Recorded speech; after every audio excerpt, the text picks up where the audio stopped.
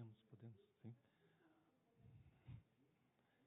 Bom, então, boa tarde a todos e a todas. Sejam bem-vindos aqui ao Itamaraty para mais esse briefing sobre a próxima viagem do presidente da República a Roma, ao Vaticano e a Paris.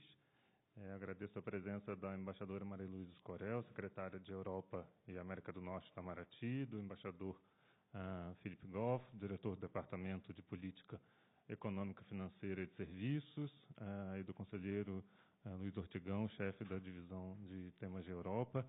A nossa ideia é de que a mesa possa fazer uma apresentação inicial sobre a visita, os objetivos gerais e, em seguida, abrir para 3 perguntas, tá bem? Então, bom, eu passo então a palavra à embaixadora Maria Luísa. Obrigado. Muito obrigada. Boa tarde a todos. Agora já tenho muitas caras conhecidas e é muito bom rever os jornalistas com quem já interagi, né? Bem, hoje estamos aqui para falar da próxima visita do presidente da República a Roma, ao Vaticano e a Paris. Eu vou tratar da visita a Roma e ao Vaticano e o embaixador Philip Fox falará da visita a Paris. Também posso falar um pouco da visita a Paris, porque tem um segmento, digamos, plurilateral e um segmento bilateral. Então, do segmento bilateral, eu diria algumas palavras.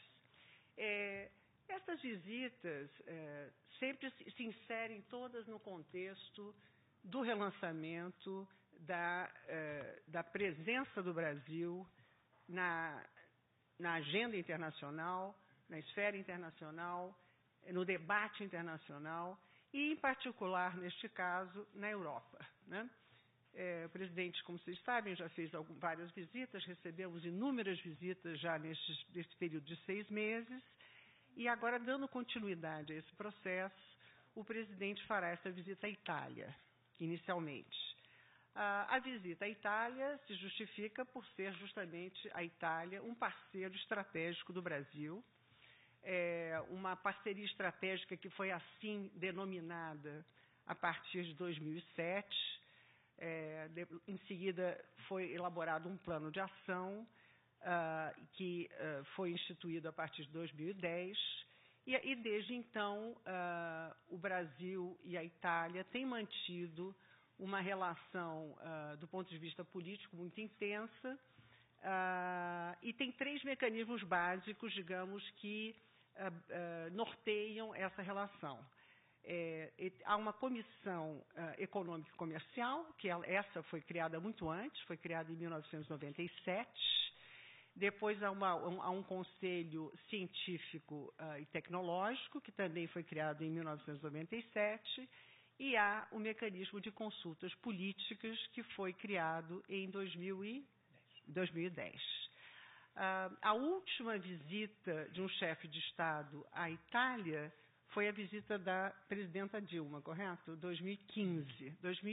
Então, aí é um espaço muito longo de faltas de visitas de mandatários, de líderes brasileiros à Itália. Então, na Itália, o primeiro encontro, eu vou repassar um pouco o programa com vocês. O primeiro encontro do nosso presidente, no dia 21, será com o presidente da República Italiana, presidente Mattarella, no Palazzo Quirinale. Nessa oportunidade, eles vão, digamos, discutir um pouco as relações bilaterais, lembrando que a Itália é um parceiro estratégico por vários motivos. A começar pelo fato de que, no Brasil, existe uma comunidade de descendentes de italianos que calculamos na faixa dos 30 milhões de habitantes. São muitos descendentes de italianos no Brasil. E, portanto, nós temos uma influência também da cultura italiana muito significativa. Do outro lado, o Brasil tem cerca de 100 mil brasileiros ou de dupla nacionalidade que vivem na Itália. Então, isso já gera naturalmente o intercâmbio, uma troca e uma necessidade de cooperação muito grande entre os dois países. Além disso, a Itália é o 15º destino das exportações brasileiras e a 7ª origem de nossas importações. Também é o 15º maior estoque de investimentos no Brasil, e temos mais de 1.000 filiais de empresas italianas no Brasil, que geram cerca de 150 mil empregos. Isso nos dá uma noção... Isso aqui não está bom? Está bom? Tá. Desculpe, mas eu estou sentindo um certo eco, então é um pouco desagradável, mas vamos em frente. Então, 150 mil empregos gerados por essas empresas, né? Também temos uma cooperação importante na área da defesa.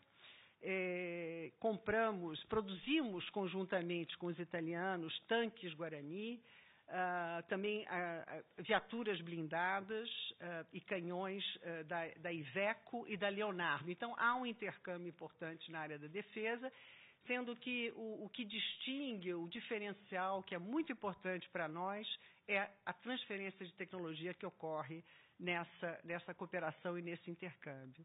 E um outro ponto que é importante de ressaltar é que a Itália é um dos países que apoiam vivamente a conclusão do acordo Mercosul-União Europeia. Então, esses temas todos, de uma maneira muito geral, certamente serão temas que serão debatidos entre os dois presidentes. Depois dessa conversa entre os dois presidentes, haverá um almoço que será oferecido pelo presidente Mattarella ao presidente da República e à primeira-dama Janja. Esse é o programa, digamos, bilateral na Itália. No dia seguinte, o presidente, ainda no programa bilateral, ele vai se reunir às 16 horas... no mesmo dia, equívoco meu, no mesmo dia 21, às 18 horas, ele se reúne com o prefeito de Roma, que se chama Roberto Gualtieri, no gabinete do prefeito, né? Então, é um encontro mais de natureza pessoal. Lembrem que o prefeito de Roma foi uma das personalidades que visitou o presidente Lula quando ele se encontrava preso em Curitiba. Isso gerou, naturalmente, uma grande empatia e uma amizade entre os dois. Bem, voltando aqui, esse é o programa bilateral Brasil-Itália. Depois do almoço, o nosso presidente terá uma audiência com o Papa Francisco. Lembremos sempre que o Brasil é considerado o maior país católico do mundo, com o maior número de católicos do mundo, e lembremos também que a pauta do governo do presidente Lula tem muita convergência com a pauta da própria Igreja Católica e da Santa Sé, quando pensamos na eliminação da pobreza, na redução das desigualdades sociais, na questão do desenvolvimento social sustentável, a questão do combate às injustiças sociais e o combate à insegurança alimentar, né? O combate à fome. Essas são pautas que unem e que nos aproximam muito à Santa Sé.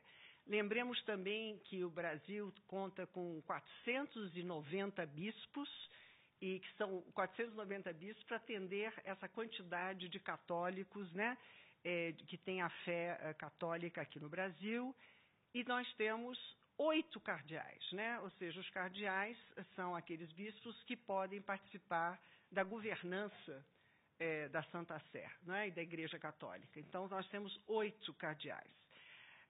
Então, esses serão assuntos que serão discutidos, obviamente, assuntos também de interesse global e de interesse regional, porque o próprio Papa também tem interesse nessas matérias, como, por exemplo, a questão da guerra da Ucrânia, seria um dos temas que, provavelmente, eles certamente intercambiarão perspectivas e ideias. Por último, comentando que certamente ele tocará na satisfação que temos todos com a eleição de Dom Jaime Spengler, que é o arcebispo de Porto Alegre, que se transformou no novo presidente da CNBB, né? E também da Conferência Latino-Americana dos Bispos Latino-Americanos, se chama CELAM. Né? Bem, depois da audiência com o Papa, o nosso presidente também terá uma reunião com o arcebispo Edgar Penha Parra, que é o substituto da Secretaria de Estado. Ou seja, podia explicar um pouco isso, Luiz Otávio, por favor? Ele substitui o secretário de Estado, que equivale vamos dizer assim, ao chanceler da Santa Sé, né, numa eventualidade em que o chanceler não possa estar presente. Então, é um cargo de suma importância e com quem ele poderá tratar de aspectos mais substantivos, né? Com mais detalhes. Exatamente, também, né? Então, estão previstos vários temas, desde da atuação da Igreja Católica no Brasil, né? De que maneira a Igreja Católica também pode apoiar as políticas públicas do governo brasileiro nas diversas áreas, em termos de justiça social, de direitos humanos e de defesa dos mais vulneráveis. E também, certamente, outros temas que também estarão na pauta são temas como Venezuela, Nicarágua, Cuba, Ucrânia, entre outros. Depois desta reunião no Vaticano, há, como eu havia já comentado com vocês, a reunião com o prefeito de Roma, que é um encontro mais de natureza pessoal, e, por fim, haverá uma coletiva de imprensa no dia seguinte, no dia 22, antes da partida de Roma com destino a Paris. Portanto, o presidente fica apenas um dia, com compromissos de um dia. Ele oferecerá uma coletiva de imprensa no dia 22. Esses são os pontos, de um modo muito geral, porque depois eu sei que vocês vão fazer algumas perguntas mais específicas, sobre a programação na Itália, e a Roma e ao Vaticano. Eu agora queria oferecer a palavra ao meu colega, embaixador Philip Fox, lembrando que em Paris, então, é um encontro para uma conferência na área do financiamento ou desenvolvimento, um tema muito importante, muito caro ao Brasil, naturalmente. Mas, nessa oportunidade, antes de passar a palavra, o presidente também terá um encontro de trabalho depois, no último dia, no dia 23, se não me engano, correto? Com o presidente Macron. E nesse dia, nesse almoço de trabalho, naturalmente, eles vão passar em revista inúmeros temas das relações bilaterais, mas também, certamente, falarão dos temas de meio ambiente, mudança do clima, desenvolvimento sustentável, a cúpula da Amazônia, para a qual o presidente Macron já foi convidado por conta da Guiana Francesa, né? E também temas como a cúpula CELAC-União Europeia e, eventualmente, o acordo União Europeia-Mercosul. E não pode faltar, se tratando de Europa, certamente conversarão sobre a questão da guerra da Ucrânia e os possíveis caminhos para uma solução pacífica de controvérsias. Hoje em dia, há vários países, vocês terão visto que os países africanos também foram a Kiev, também estão propondo soluções de paz, de modo que há um movimento crescente de países não envolvidos diretamente no conflito, na guerra, buscando fórmulas possíveis para, enfim, que isso se encaminhe para uma mesa de negociações, eventualmente. Então, tendo dito isso, agradeço muito a atenção, estou disponível para algumas perguntas. E, Philip, you have the floor in English. Sorry, você tem a palavra. Muito obrigado, embaixadora. Boa tarde a todos. Eu sou o diretor do Departamento de Política Econômica, Financeira e Serviços aqui do Itamaraty. E nós estamos coordenando a participação brasileira nesse esforço da cúpula para um novo pacto financeiro global. Essa é a ideia da cúpula. Eu vou fazer algumas observações aqui para vocês da seguinte forma.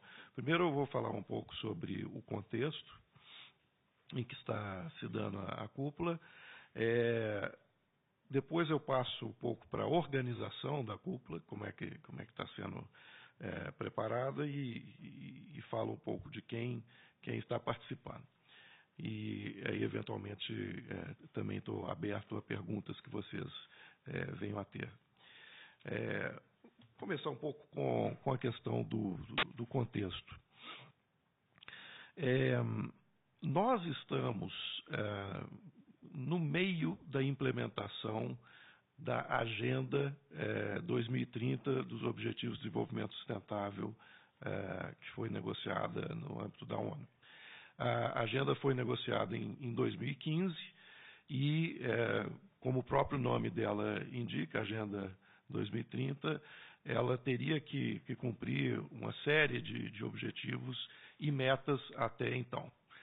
Para tanto, é necessário, obviamente, você contar com financiamento de vários tipos, que são essenciais para que os diversos países possam colocar em marcha e implementar o que foi decidido em 2015.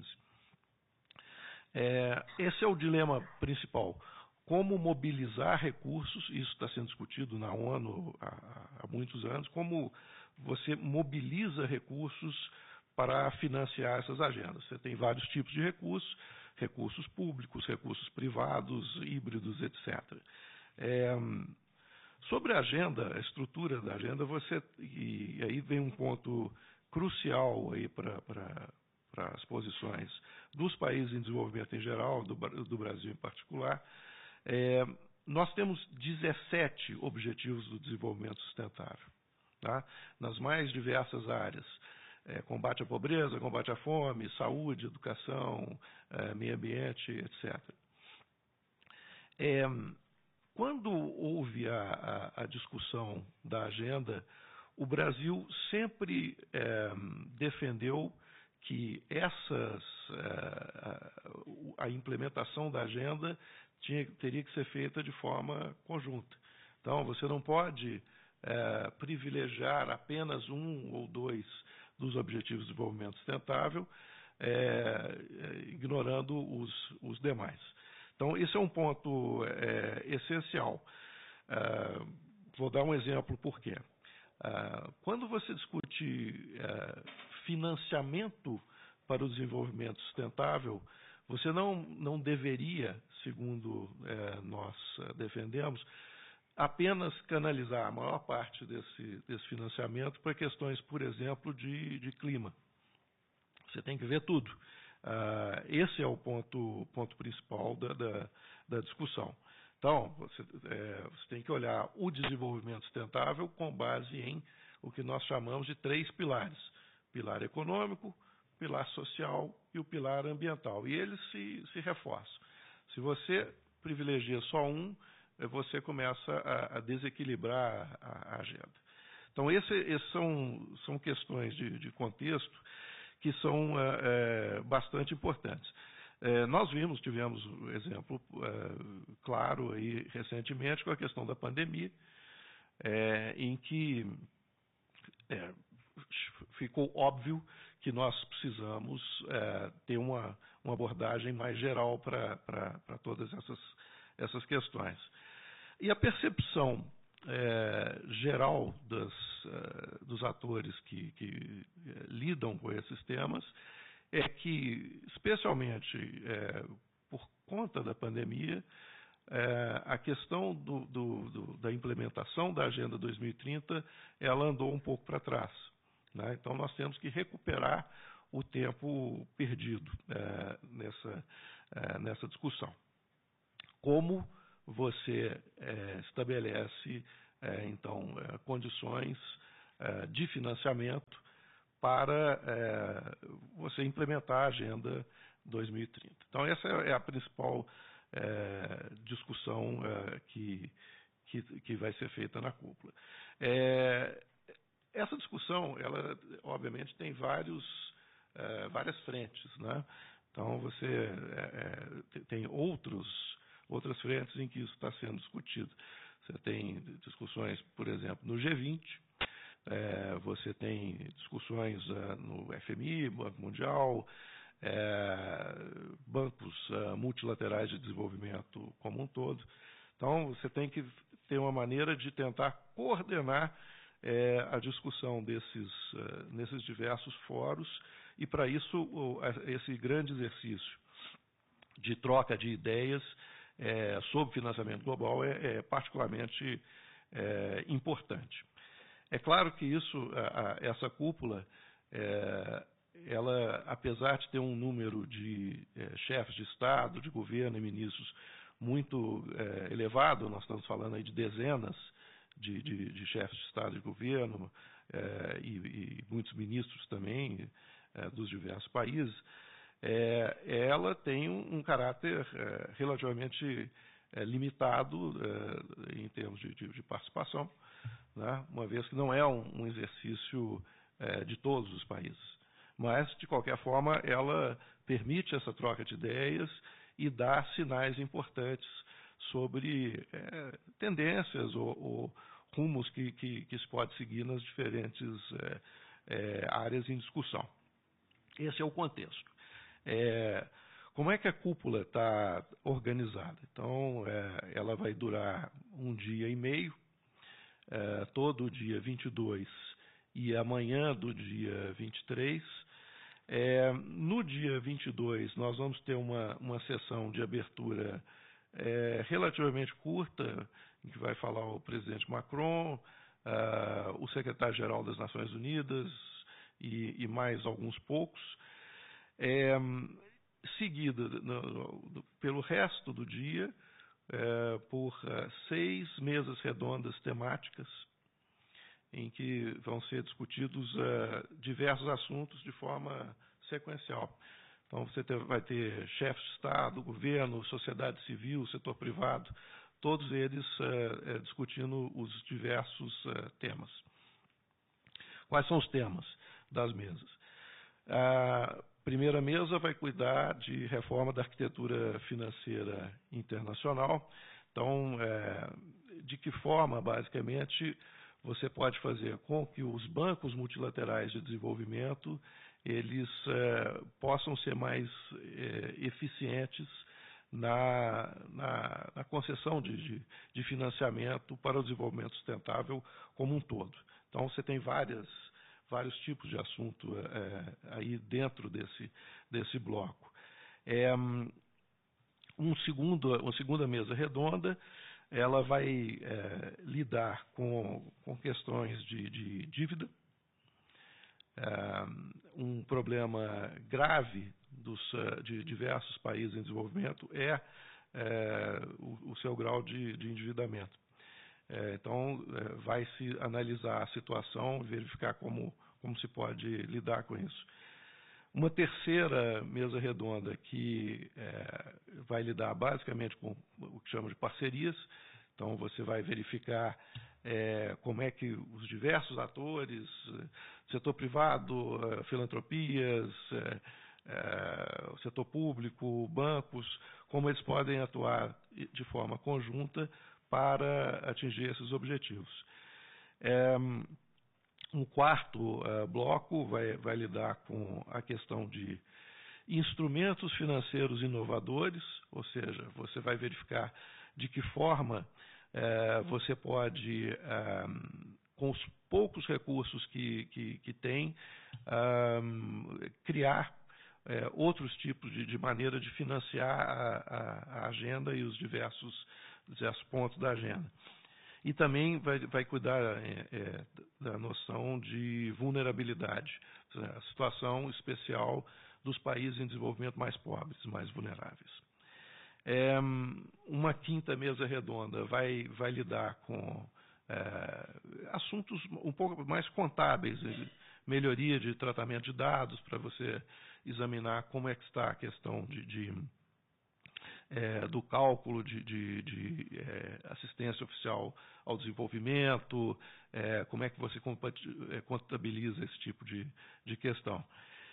E, por fim, uma sexta mesa redonda lida com a criação de um ambiente propício para a atuação do setor privado, inclusive questão de pequenas e médias empresas.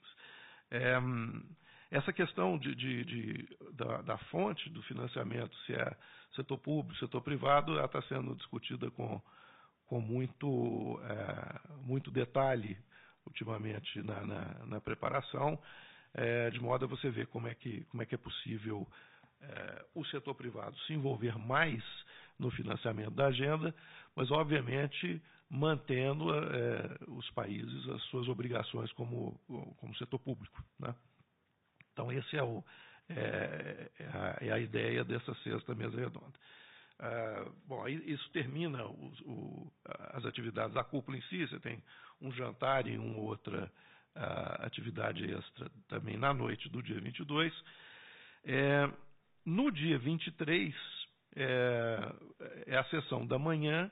Ela é uma sessão mais curta, de 2h30, 3 horas. É a sessão de encerramento. Nessa sessão, o presidente da República falará. Ele falará durante com um grande destaque e vai tocar nos assuntos principais sobre o nosso ponto de vista da questão de financiamento global. Então, a fala do presidente vai ser na sexta de manhã. Com grande destaque. Esse é basicamente a ordem dos acontecimentos lá. Quem está participando da cúpula em nível de chefe de Estado, chefe de governo, vários. Você tem, além, obviamente, do presidente Macron, o chanceler alemão, Scholz, a presidente da Comissão Europeia, Ursula von der Leyen, que esteve aqui no Brasil na semana passada, o secretário-geral das Nações Unidas vai estar, a diretora-geral da FMI, presidente do Banco Mundial, diversos presidentes de países africanos, África do Sul também, a primeira-ministra de Barbados, Mia Mottley. A primeira-ministra de Barbados, ela tem um destaque importante nessa discussão por levantar a questão e defender a questão do financiamento para pequenas ilhas, né, que têm uma situação especial, são mais vulneráveis a eventos climáticos. E então eles têm tido uma atuação bem com maior destaque. Ela inclusive, é responsável pelo lançamento da iniciativa de Bridgetown, que tem relação com essa discussão que está havendo na cúpula. Então, diversos chefes de Estado, chefes de governo e ministros participarão do evento. O que a gente acha que pode constituir uma oportunidade muito interessante para a discussão desses vários tipos de questão que eu mencionei. Esses são basicamente os pontos principais que eu gostaria de mencionar. Eu estou aqui disponível para perguntas. Obrigado.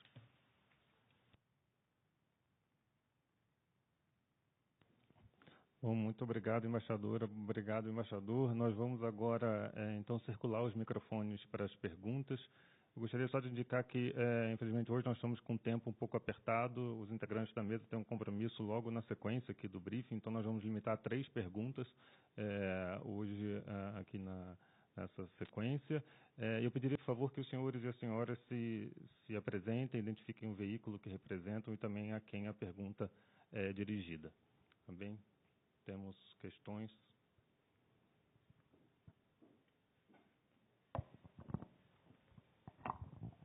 Boa tarde, embaixadora, embaixadores. Eu sou Pedro Vilela, da Agência Brasil, da EBC. Eu queria, na verdade, saber, primeiro, se houve uma tentativa de construir uma agenda com a primeira-ministra, Giorgia Meloni, porque essa agenda não foi possível, né?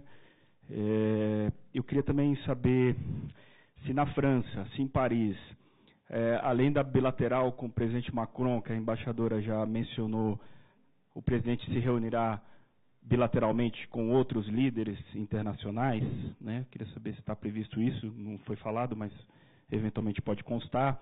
E também eu queria saber qual exatamente vai ser a posição do Brasil no que se refere a essa cúpula do Pacto Global. Enfim, o presidente talvez deve enunciar essa posição mais detalhadamente lá, mas eu queria saber que linhas gerais o Brasil trabalha. A gente sabe que tem essa iniciativa aí da Bridgestone Initiative, enfim, que também ela tem uma abordagem mais, que cobra mais engajamento dos países ricos, né? Eu queria saber de que maneira o presidente vai, né, tá delineando essa proposta do Brasil, o que ele levará e se levará propostas específicas.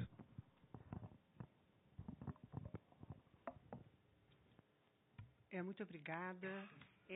Muito rapidamente, eu vou ver se porque eu não anotei as suas perguntas, mas, olha, houve se foi considerado, de fato, o encontro com a primeira-ministra, mas por um problema de agenda, não foi confirmado. Então, a última versão do programa não está confirmada o encontro com a primeira-ministra, apenas com o presidente, como havia dito, embora tenha sido considerado. Com relação a Paris, há, de fato, inúmeros pedidos de encontros bilaterais, né, com o presidente Lula, sendo que alguns foram confirmados. Eu vou dar um dos exemplos, que é com o presidente da COP28 dos Emirados Árabes Unidos. Então, essa, por exemplo, é uma que está confirmada, né, já para tratar dessas questões do clima e também com vistas à COP30 que vai acontecer aqui no Brasil. Então, é um assunto... o presidente da COP28, cujo nome... Deixa eu ver se eu acho... eu estou aqui na França, eu tenho que estar... Cadê a Itália? Desculpe, vamos achar o nome do italiano. Está aqui. Hein? O da COP28 é o da França? Está aqui? Desculpe, gente. Já vou achar. Não estou achando aqui. Está aqui? Aqui, achei. Não, esse é outro, é do Egito. O Egito está a confirmar. Estou querendo achar o nome dele. Desculpa. Hein? Vocês sabem? Não, está aqui, estava solto. Muito obrigada, Marcos Vinícius. Você podia falar mais alto? Não estou achando. Tá bem, achei aqui, desculpa, gente, está aqui. Encontro com o presidente da COP28 dos Emirados Árabes Unidos, senhor Sultan Al-Jaber, Jaber. Então, essa, por exemplo, é um encontro que está confirmado. Um outro que creio que está confirmado também é com o presidente da África do Sul, Cyril Ramaphosa, né? Esses são dois que estão confirmados, mas sabemos que há muitos outros pedidos, né? Então, como há espaços ainda livres na agenda, acreditamos que muitos serão confirmados mais adiante. Acho que eram essas duas perguntas que você tinha feito para mim, e aí há um pouco da posição brasileira com relação a esta conferência de financiamento. Obrigado. Sobre esse ponto, primeiro, eu acho importante ter em mente que essa reunião, ela é um marco também num conjunto de reuniões que vão ocorrer até o fim do ano e no ano que vem. Então, necessariamente, você vai discutindo certos aspectos de cada um dos elementos mais importantes da posição brasileira, mas elas eventualmente podem maturar em outros formatos. Por exemplo, no caso do Brasil, nós estamos construindo a nossa agenda do G20, né? E nós vamos determinar, fazer uma determinação dos diversos pontos, certamente levando em conta muitos dos aspectos que vão ser discutidos nessa cúpula. Mas eu acho que a questão principal em termos de posição brasileira é o que eu mencionei quando eu falei em contexto antes. É você, nas diversas iniciativas, você levar em conta questões de desenvolvimento sustentável como um todo, sem dividir os seus diversos aspectos necessariamente. Então, você tem que ver as questões de maneira mais holística, né, como a gente costuma dizer. Então, e interdependentes. Então, não adianta só fazer ações para clima se você não combater pobreza, fome, etc. Se não der condições de saúde, etc. Então, esse é o ponto principal que a gente pretenderia, em todas as discussões, isso está sobre a mesa. Os 3 pilares que eu mencionei, social, econômico e o ambiental. Especificamente, óbvio, nós temos algumas questões que estão sendo discutidas em vários foros e serão discutidas também em Paris. A reforma, por exemplo, dos bancos multilaterais de desenvolvimento, né? Então, como você tornar esses bancos mais eficientes, mais efetivos e na consecução da implementação da agenda. Então, tem várias questões relacionadas com isso que também devem ser discutidas lá em Paris. Obrigado.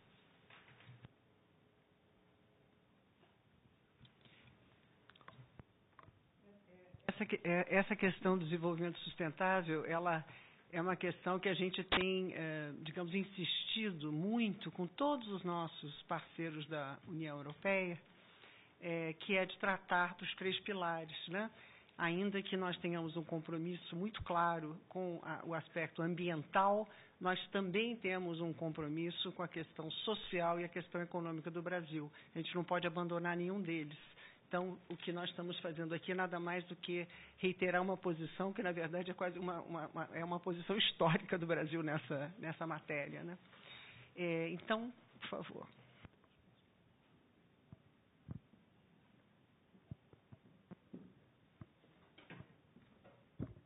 Boa tarde, é Kellen, da TV Globo. Eu queria só pedir, por favor, mais um detalhamento do dia 22 com relação aos horários e se já tem os horários das bilaterais também. Obrigada.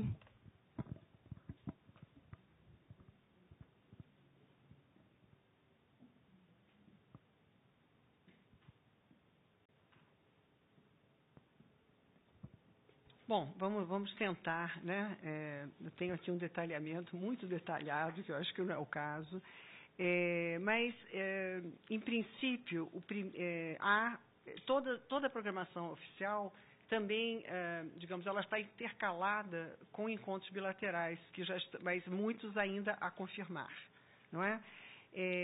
Então, o primeiro encontro que está previsto, depois da chegada do presidente, né, a Paris, é o encontro com o presidente da África do Sul. Este, aparentemente, está confirmado. Seria às 3h30 do dia 22. Depois, há outros encontros, né, nesse mesmo dia, inclusive com o que eu comentei para você, que está confirmado, com o presidente da COP28, né, dos Emirados Árabes, senhor Sultão Al-Jaber, está previsto para as 6h15 da tarde. Depois, ele vai para um evento também, nesse dia, que se chama Power Our Planet, Empodere o Nosso Planeta.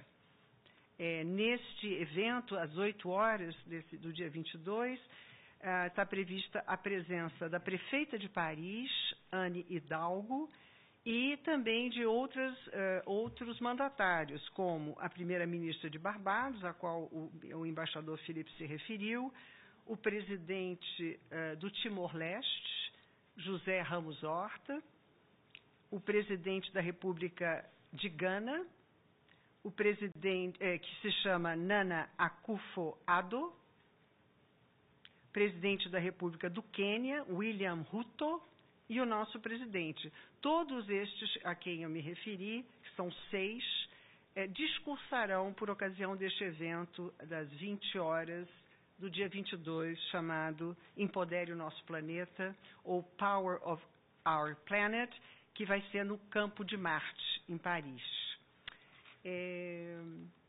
Portanto, o horário do discurso do nosso presidente está previsto por volta das 8h30 da noite. E nesse dia, também, às 21 horas, haverá um jantar oferecido pelo presidente Macron e pela primeira-dama Brigitte Macron aos chefes de delegação da cúpula por um novo pacto financeiro global e seus cônjuges, né? E cônjuges de chefes de estados. Este jantar vai acontecer no Palácio do Eliseu, na Salle de Fête. E bem, depois eles voltam para descansar, depois do jantar, no hotel. Isso é o dia 22. E depois, no dia 23, há um deslocamento, há alguns encontros, digamos, de cunho mais pessoal.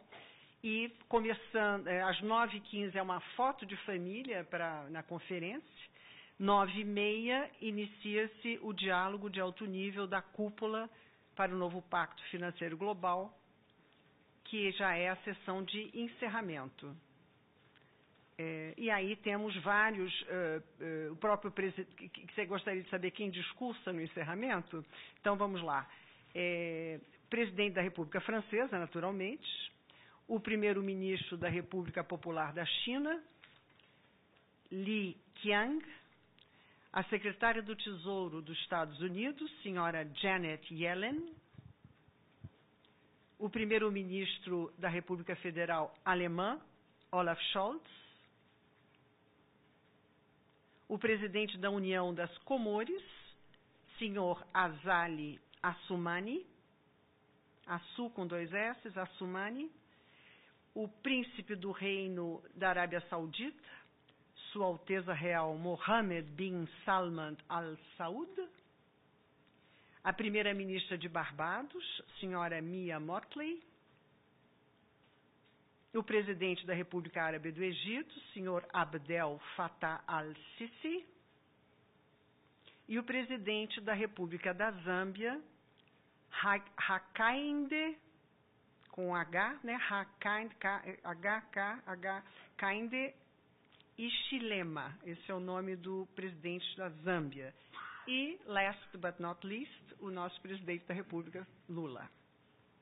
Estes são no encerramento do diálogo no dia 23.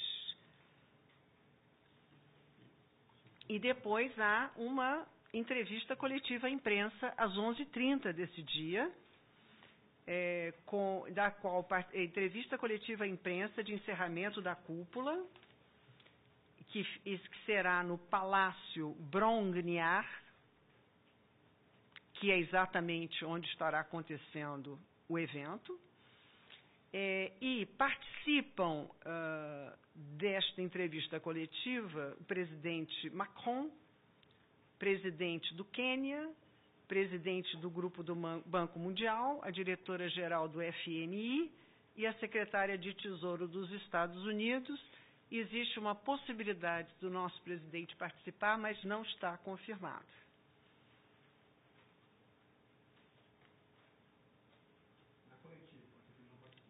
Nesta coletiva, está a confirmar ainda. Não está confirmado, mas há uma possibilidade, está convidado. E cada participante fará uma intervenção de 5 a 10 minutos. E, ao final, haverá perguntas da imprensa. Esse é o formato.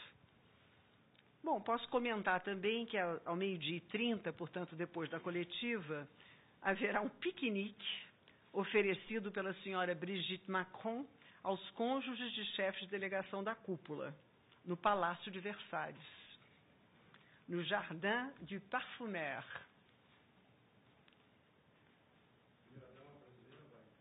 E não está confirmado, mas é muito possível, né? Muito possível.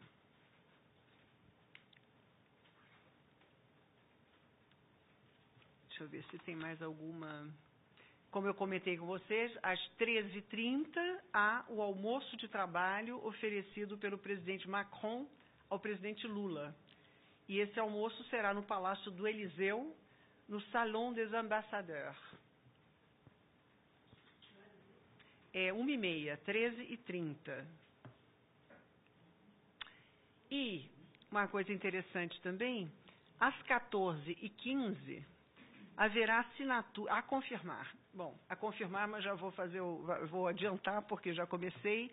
Assinatura de carta de intenções para intercâmbio de jovens da Fundação Gol de Terra com a Associação Sport dans la Ville. Então, é a fundação do Raí, do jogador de futebol. Está confirmado? Não, ainda não está confirmado. Mas seria no Palácio do Élysée também, se isso se confirmar. Poderá ser algo bem interessante, mas não está confirmado ainda. Creio que são esses elementos, está bem?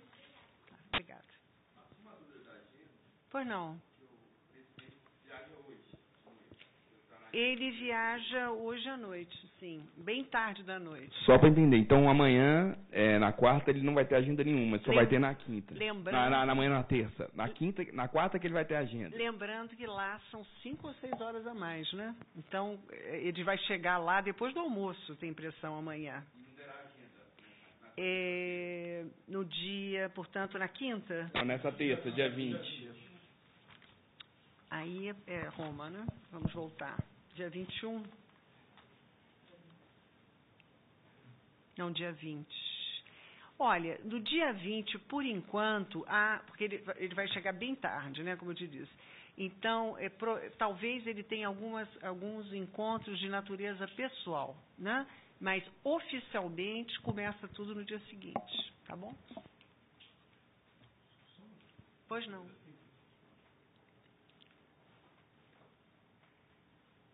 Sérgio Roxo, do Globo. Com relação àquelas mesas que vão ter na cúpula, o presidente Lula participa de alguma delas? De alguma daquelas 6 mesas ou não? Obrigado. Não, ele vai para o encerramento. Bom, muito obrigado a todos. Nosso tempo está um pouco apertado. Mais uma aqui. Se ele pudesse fazer a pergunta dele, acho que seria justo. Obrigado. Boa tarde. Meu nome é Ramon Samco, da Agence France Presse. Eu tinha também perguntas sobre a agenda, mas vocês já responderam. Queria aproveitar, então, que você também é secretário da América do Norte, que essa semana é a Assembleia Geral da OEA, em Washington. E queria perguntar, eu não cuido da OEA. A OEA, enfim, Estados Unidos, Canadá fazem parte da OEA, mas do resto é tudo América Latina. Então, não sou eu que cuido de OEA. Mas talvez você pode perguntar. Obrigado. Tem muitos países que têm apresentado uma resolução sobre a Nicarágua, a situação dos direitos humanos na Nicarágua. Queria saber qual seria a posição do Brasil sobre essa resolução, se que o Brasil vai procurar tem mudanças nesse texto. Obrigado. Obrigada pela sua pergunta. Como eu lhe disse, eu não acompanho esse tema diretamente. Será a nossa secretária-geral das Relações Exteriores quem representará o Brasil na Assembleia da OEA, já que o nosso ministro estará acompanhando o presidente Lula, né? Mas eu realmente não tenho informações sobre a resolução, então não poderia realmente comentar. Eu teria que ver o texto, teria que conversar com alguém que cuida disso. Eu não estou acompanhando, me desculpe. Pois não. É a última. Agora é a última mesmo, já que eu não pude responder, tá? Débora, da TV Record. O presidente Lula, ele retorna ao Brasil no dia 23 ou no dia 24? Como é que está a agenda, o retorno? O retorno... Olha, a partida de Paris está prevista às 21 horas do dia 23.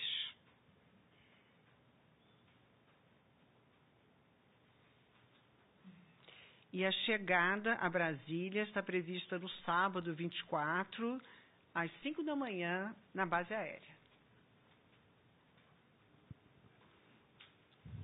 Bem, muito obrigado.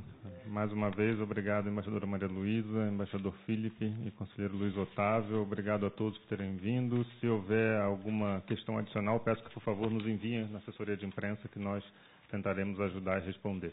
Uma boa tarde a todos. Obrigada, obrigada.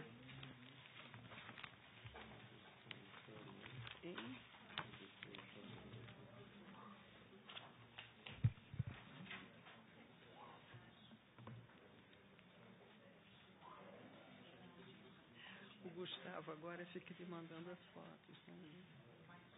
Com o Gustavo.